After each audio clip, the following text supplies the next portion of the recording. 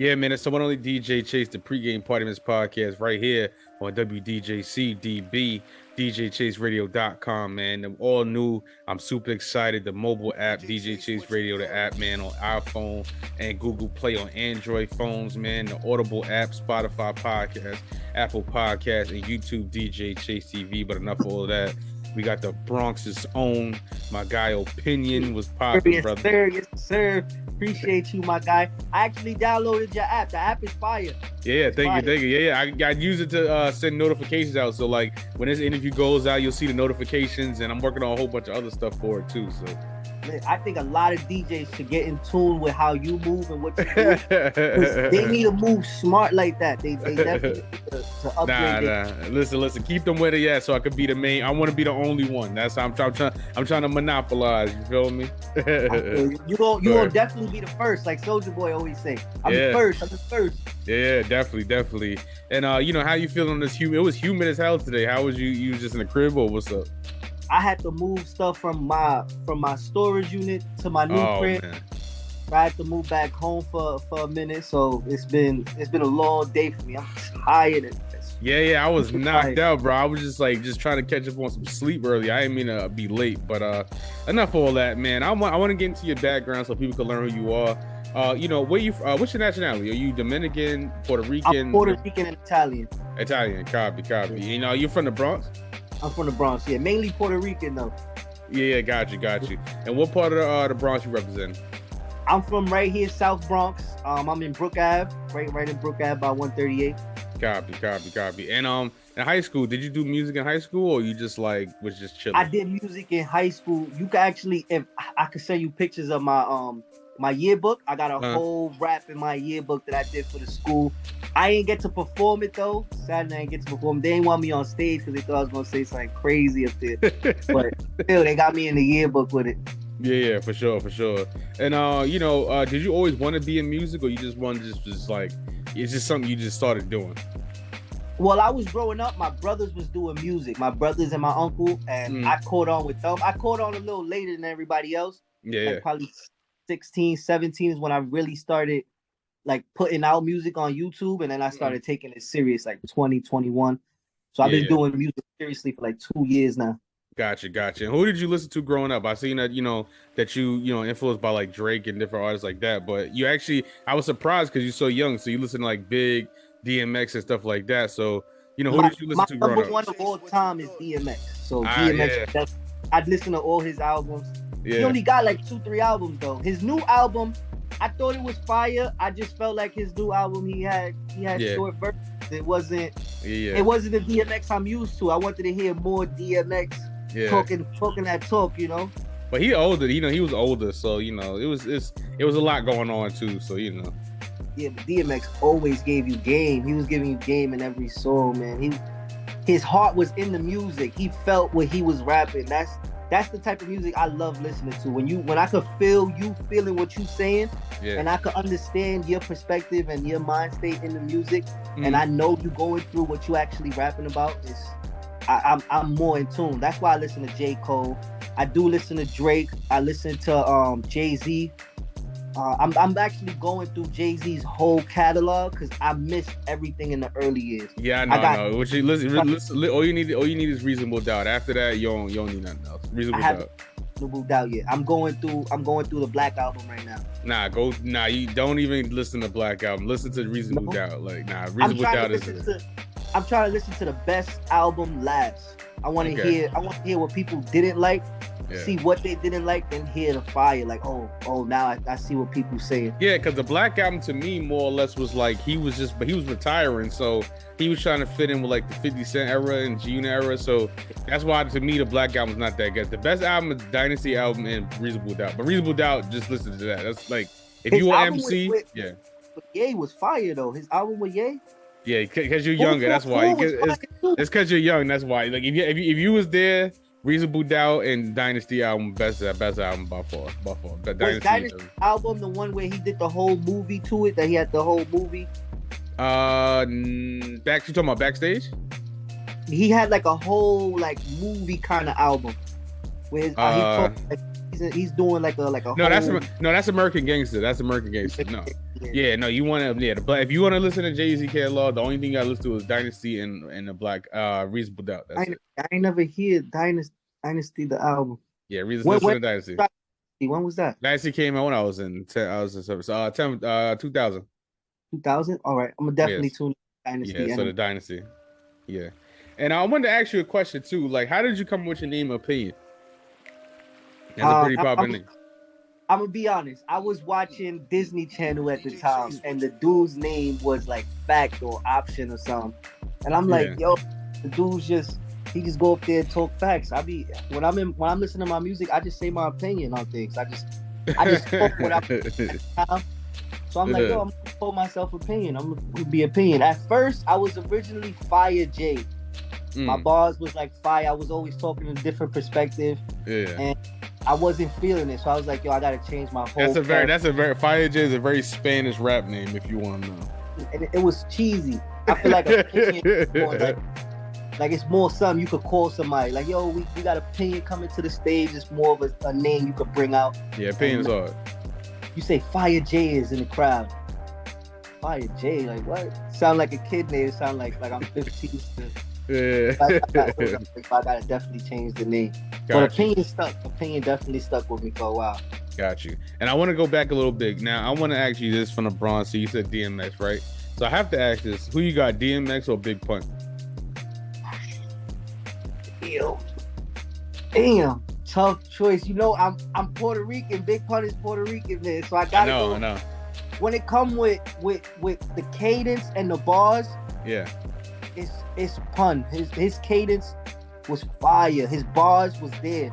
But DMX, when it came to me personally, when it came to the storytelling, the realism, the going on the interviews and really talking your shit, whether you on the interview or on the song, I gotta go X. And you know, X was having if you wanted to join X's label, you had to battle him. You had to battle his team. You had to rap battle his team. So DMX his come up was just crazy. So it's hard to compare the two because they come ups was different. But you know, I gotta go with Big Pun just because I gotta represent the Latino world. You know. Got you. And you know, with your music, right? I do want to ask this because you're such a DMX fan. You're so Bronx. Now you do a lot of singing and harmonizing in your music. What made you start incorporating that? Like, what made you start putting the more singing and harmonies in music? You gotta always stay in tune with what's happening today. You gotta understand that there's a crowd for everyone, and today's crowd wants to hear the harmonies. They want to hear the melodic tune. They don't want to hear somebody just rapping for 5 minutes unless you really get into storytelling.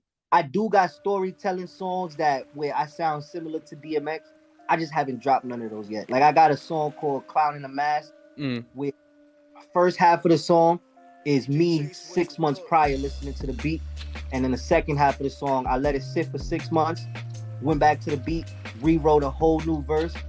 And I didn't even listen to the first half. So it was a whole different thing, but I used the same flow. So I just caught myself like, oh shit, I'm using the same flow with the beat 6 months later. I'm like, oh wow. Yeah, for sure. That's dope. Now, Broke Boys a label. I want to get into that. Is Broke Boys a label your company or you got a team behind you? Broke Boys label is my company. I already got the I don't got the LLC. I got the it's what is it? It's how you say it? I got like it's not the LLC. I got like the ink to it. Not it's the lower version of the LLC. Oh, DBA, doing business as. Yeah, it was the cheaper version to get. Yeah, the DBA, yeah. But I don't own the name. There was already somebody who owns it. So the most I can't even get the whole LLC because somebody already got it.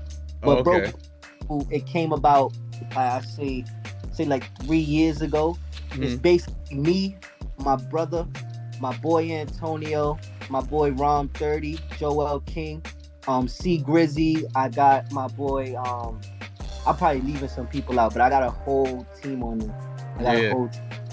Copy. And you looking to sign artists? I mean, you have a whole crew of artists, a roster already, but are you looking to sign other artists? Because, you know, once again, a lot of people always ask me, so I'm like, all right, are you looking to sign other artists, or you just like rocking with your squad right now? See, it's not like a real record label where I'm signing artists. It's just me. If let's say if I know my boy he's a little lazier than everyone else, I know I could get him on all platforms. I help him out like that.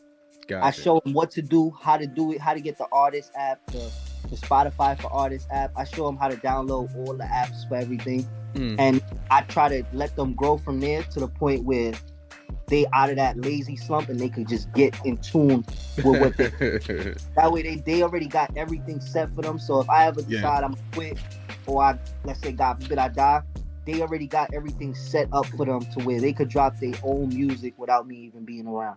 Yeah, I get it. I'm the same way, like with my label, Worldwide Sound. So right now it's just me, but I definitely make sure at least if the artists do leave and do some foolishness, I make sure they straight. So Well, you shit, know, you sign an artist, you let me know, man. You know, I'm always in tune. Broke Boys, the label is more of a it's a label, yeah, but it's not like I was telling you, it's not a real label. It's just me helping. But you know what? Artists As somebody who come from the same struggles, and think of it this way, I had to start before the technology, so I understand what it is. So just trying to help artists and work and just build something is not easy. You know what I'm saying? It's not easy at all. So that's a fact. It's not easy learning everything.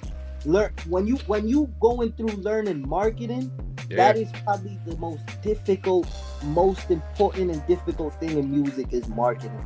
Yeah, it is. People always neglect the marketing. You probably post a song and you think, let's say if I post the album today and I don't share the album, I share it probably one time on my page. It ain't gonna do nothing. That's not how it works, yo. It's not marketing right there. So I try, like when I'm posting stuff, I'm posting a bunch of songs. I'm posting 12, 15 songs because you got to learn marketing. Marketing is definitely the most important thing. For sure. Yep, there you go. I'm glad to hear that, young man. I'm glad to hear that. And let's get into some music right quick. One of my favorite songs of yours is that I like. I'm jamming to is Major Hangtown with Rome 30. And how did that song come about? Well, we won the first round of Coast to Coast. They got like 200, 300 artists come out to an event. Then the top 5 artists from that event go on to Miami. Mm-hmm. So we won the top 5. We went on to Miami, and we just in the studio. We had day one. We was there day one. We performed. It was like, man, bro, it was like 500 artists that performed that day. We performed dead last. It turns out we didn't give the DJ the music, so he didn't check us in. But we signed it with a different DJ, and it turns out the DJ didn't give it to the real DJ to sign in. The struggles, yeah. Dead last, and we was tired. There was over 500 people in the crowd. By the time we went, it was like 7-8 people there. Damn. So we was just tight. But we ended up not winning the event, but we learned from it. Like we met a couple producers, couple big engineers that's done some big songs, and we learned from it. But with Major Hangtown, we ended up going to the studio the next day. We had a lot of pain in our heart that day. Yeah. So it was just a freestyle. I literally went in there. I'm like, yo, Rome, I got these beats. Listen to these beats. I put the Major Hangtown beat. He was like, Yeah. I go in the booth. I start spitting it, get a little lit. Start spitting some bars. And he's like, oh, yo, this song gonna be crazy. We going major. So we turned that Major Hangtown song into a whole big project thing called Project Major, which we definitely gonna get into later. Yeah, for sure. Now, Rome 30, I see you got a lot of songs with him. Like, is that your favorite? You kind of your guy to go to when you collaborate on for Broke Boys label, or? Me and Rome 30 got a team name called Uninvited. So we are a duo as well as just people that collaborate with each other. I met Rome 30 when I was like 13, 14. Yeah. It was crazy how we met. So that's been my brother for life. Like, yeah, we ain't blood, but we blood brothers for real. Yeah, for sure. And I know you've been performing for about 2-3 years now, which in different states as well too, which is dope. I started performing like not even a year ago. I just started. Yeah. Oh, okay. I thought this was before. When I'm on stage, a lot of people be thinking like, "Oh, you've been doing this for a while." Nah, I have not been doing this for a minute. Yeah. I started off at a small venue downtown. Damn, I can't think of the name off the top of my tongue. But it was a small venue. There'd be like 10 people there. And I was nervous as hell. So we went there for a few weeks. They gave us a feature, 30-minute set. And we did our thing that night. And so we just kept moving up. Then we found Scott Morris. And we've been working with Scott Morris for a while now. Yeah, that's my guy. I know you. I know you say I don't think you can make it, but I'm doing a Day Summit panel, so I'm giving a lot of game. April 16th. So let me know if you wanna. Nah, I already locked in with my boy Ron 30. We pulling up April 16th. All right, so be there because I'm giving some. I'm giving some Jews. So Nah, I can't wait for that. That's gonna be fire. yeah, and do you like performing better or you like the studio better? It really depends the mood. It depends the mood in the day. I much rather be performing. I feel like when I'm performing, I'm connecting with more people. When I'm in the studio, if I'm not taking videos or posting the song, even if I'm posting the song, a lot of people want to hear the full thing. They're not really they don't really catch on to just 6-7 bars of the song. They want to hear the whole song. So Yeah. I'd much rather be performing, getting into people's face, telling people like showing people who I actually am face to face. They get to see me more and they get that connection a lot better than in the studio. For sure, for sure. And now the new single before we get out of here, "Party Party" with Rome 30 and Joe King, which is kind of a crazy song. It has a Jersey Club song and / hip hop song, which is in heavy rotation right now. Who produced that song? I'm gonna ask you. I got 2 producers on that song. 2 producers. First dude was Mike the Hellhound. Mike the Hellhound. He was an engineer at Rich Star Studios. He did his thing, but his mixing wasn't all there. But he's my guy, so I got him on the song and everything. And then I took the song to my boy Nabu Huli the Goat. You got to check out Nabu Huli the Goat. That boy. Yeah, he's on Who Asked You. Because I was trying to because I already, I was already questioning Beyond Riddles, so I didn't want to go too hard on, Who Asked You. So that's all. Nabu Huli the Goat. He might have engineered the song, but he's way more than an engineer. But Yeah. his engineering is fire. It's pure fire. He knows exactly what he's doing. He got a lot of experience, so I brought the song to him. He mixed it, he mastered it, and he made it sound way better than it originally was. And the song came about like we was just in the studio. I'm like, I got this weird beat. Everybody's doing these beats. We should try this beat. Just show people we can do this too. And that's exactly what happened. We just freestyled the whole thing that night. I even had Mike the Hellhound say some stuff in the beginning, freestyle, like, yo, go try it. Nah, that ain't work. Try this. Yeah, All for right, sure. we can work with that. And I had Joel King in there. Joel King was helping Mike the Hellhound write some stuff. So it was a fire session. Nah, for sure, for sure. Are you shooting a video for it, or are you just gonna? Yeah. I plan on, if the song gets me somewhere where I'm making at least a little bit of money, because the video got to be fire. I got to have a lot of people in the video. Got to be a whole party. I might be shooting parts of the video at my birthday bash. I'm having a birthday bash in May 13th. Okay. At Sour House. It's me and Hooli. We both got it. It's both our birthdays, so we having a birthday bash. We're gonna be hosting together, and I might be shooting parts of that video there, depending how people be show up. Just so I get that. Got you. I perform that song. It's definitely got people's heads turning. Like shit is crazy. It's a unique song, and that's the thing. Like sometimes, you know how it is. Artists, I get. If I tell you how many, I get probably 100 song submissions a day. So it's like if something that stands out to me, I'm like, all right, it's not even about the money with me. Sometimes I just be like, all right, if I like the song, I'll just play it. Like, you know what I'm saying? So, what you call it? So what's next for Opinion? Like, what's on the horizon for Opinion? What's next? You got an album coming out, an EP coming out, a mixtape coming out. What's up? I got a mixtape that's probably like 15% done, probably like 5 songs in. It's called "Let Me Take You Where You Belong." But the problem with the mixtape is that dropping a mixtape ain't gonna do nothing for you until you know. People not gonna tune in from song 1 to song 20. So what I'm doing? First of all, you right putting now, 20. You putting 20 songs on it? On my first solo mixtape, I need to put 23 or more. Nah. Don't. That's a bad idea, bro. Why you think that's? Because I'm going off what Drake did. When Drake came out, his first real solid mixtape was 23.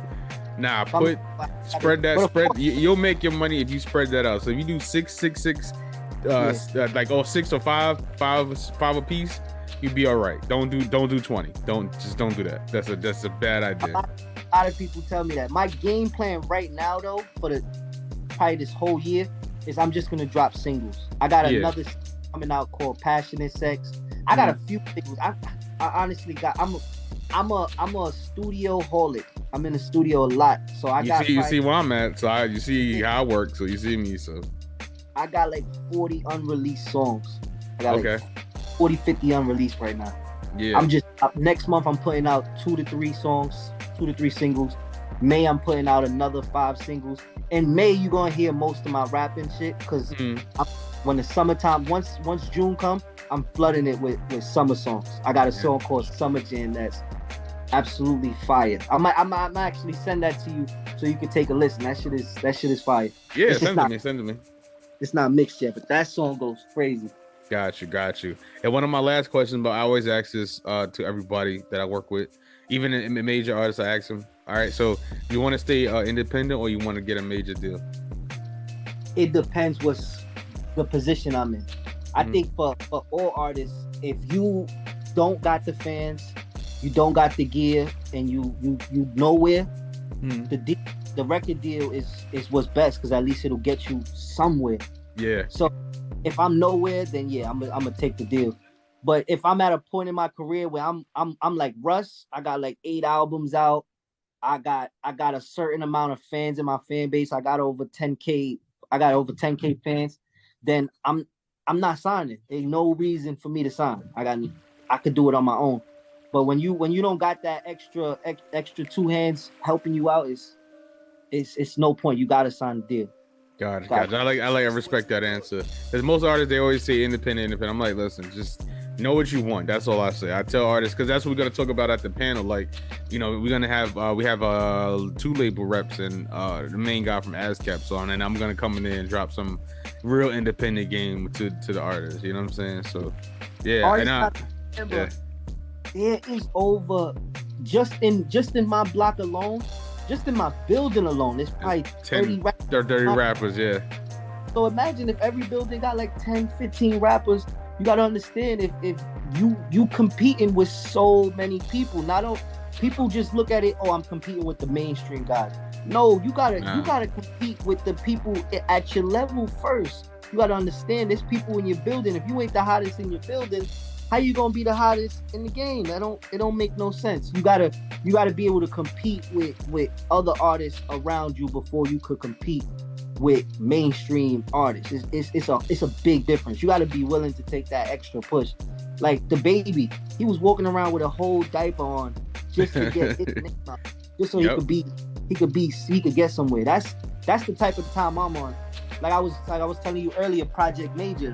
Me and Rome 30 and the rest of my squad, Joel King. I got Beyond Riddles coming out there. Hopefully I get Hooli to pop out. But we doing a tour, an outside tour where we just gonna pop up at a random place. We're gonna announce that day and we're gonna be performing outside in front of people. I'm with that. I support that. Yeah. We've already started. I think it's Washington Square Park. So we met a few people out there. My fan base grew from 400 followers to where I'm at now, just performing like 6-7 times outside. Like people come up, oh, let me get your Instagram. Yeah, well, you definitely gotta get some scan cards to make sure people scan your joint. You feel me? So definitely get some of these. Yeah. So we'll work on it. We'll work on this. We'll talk after this interview. We'll work on some stuff. Yeah, work on something. Yeah. So yeah. Anything you doing, I gotta be on top of that. I definitely gotta be on top of that because I already see you doing it big. So I do it. Put me in, man. Get me in there. Gotcha. And my last question before we get out of here, man. As a new artist yourself, what advice do you have for anyone trying to get into the music business? What advice? If somebody say, you know what, they in high, I mean, we got the high schools already doing it, but you know, just anybody that just doesn't want to do it, just trying to learn. And what advice do you have for anyone trying to get into the music business? For a starting artist, don't be discouraged. You're gonna meet. Your first show it's not your last show just because you get booed, just because people think your song is whack. That is not your show. That means you just got to get back in the studio, make another one. That one don't work, make another one. If you find yourself in a place where nobody's really rocking with what you're doing, it's because you're following behind someone else and you're not using your own style. I've seen it countless of times where I'm at and a dude comes out and do drill music and sounds just like everybody else that do drill music, and he's thinking, his shit is fire because his little group of friends is thinking, oh yeah, we all do drill, we on that type of time. Listen, So, I DJ for them people, bro. You DJ for them people. I've DJ plenty of them shits, yeah. Imagine doing a 45-minute set of a dude that's just doing drill music. It's like, bro, you as a DJ, you might even fall asleep. Like I do. It's not fun. You gotta have somebody that is willing to do something that no one else does, and that's what I try to do in my music. I'll have a song like Major Hang Time, and then do a song like Party Party. You don't know what to expect from me on the next song. It's always gonna be something different. Like when I start dropping my conscious songs, like when I drop Clown in the Mask, people gonna see a whole different version of me. When I drop, I got a freestyle called Cooch Freestyles coming out on my birthday. I'm just giving you bars. I'm just giving you like not heavy bars, but like talking my life. So you're gonna hear about my life, who I am. And it's just like a 4-minute song where I'm just rapping my life. So you're gonna get a whole different opinion. You're gonna get a whole different me. So nothing is gonna be the same. You're not gonna hear 3 back-to-back songs that sound exactly like the last one. And you ain't gonna hear me sounding like a lot of people, they listen to A Boogie. Everybody sound like A Boogie. You're not gonna hear me sounding like A Boogie 5 songs straight. You're gonna hear me if people compare every time somebody do a song, people compare you to somebody. So one song they gonna compare me to A Boogie, the next song they gonna say, oh, you sound like Drake. The next song they gonna say, oh, you sound like Cole. Sooner or later I'm gonna sound like everybody. I'm gonna have the whole Thanos glove. That's if I could sound like everybody, you won't be able to depict who I am. I'm somebody completely different. I'm everybody in one. Got it. So that's what I'm saying. You know, this is my guy, Opinion, man. Where can people find you, man? Thank you for coming on the platform and, getting people to know who you are and giving advice to the new artists. Where can people find you on social media, brother? You can find me everywhere at opinion_New York. I am on Instagram, Facebook, Jerson Melendez. TikTok, I do funny TikToks. I got my music TikToks. You can find me at opinion_New York. Y'all gonna see some shit that's gonna make y'all laugh. Y'all gonna see my character. Y'all gonna see some shit that's gonna make y'all sad. And then y'all gonna get my music. So y'all gonna hear a lot of different stuff on my TikTok. My Instagram is opinion_New York. Like I said, Facebook, Jerson Melendez. Y'all gonna catch me soon. Y'all gonna see me. When y'all see me link up with DJ Chase, I don't want to. And y'all don't be calling me. Don't be texting me. Don't be hitting me up on the gram like, yo, how you do it? I'm giving y'all game right now. There you go. My guy, Opinion. You know this, man. Broke Boys, the label. The new single out now. Parties, and heavy rotation on that DJ Chase radio app. Go download that. Actually, you can buy the song on the DJ Chase radio app. He get his publishing. He gets his money up. So it goes right to Apple Music. So you can download that on the DJ Chase radio mobile app, man. The Pregame Party Miss Podcast, DJ Chase Radio. Get that DJ Chase merch, djchase.net. Instagram, y'all, you know what I'm saying? Spotify podcast, Apple Podcast, and the Audible app for my smart people. You know this, man. DJ Chase. Yeah. You got to know about your beats too, bro. You gotta let them know about the beats, man. No, that's only for my we can talk over here about that. Yeah, man, it's DJ Chase, the Pregame Party Miss Podcast. Yeah.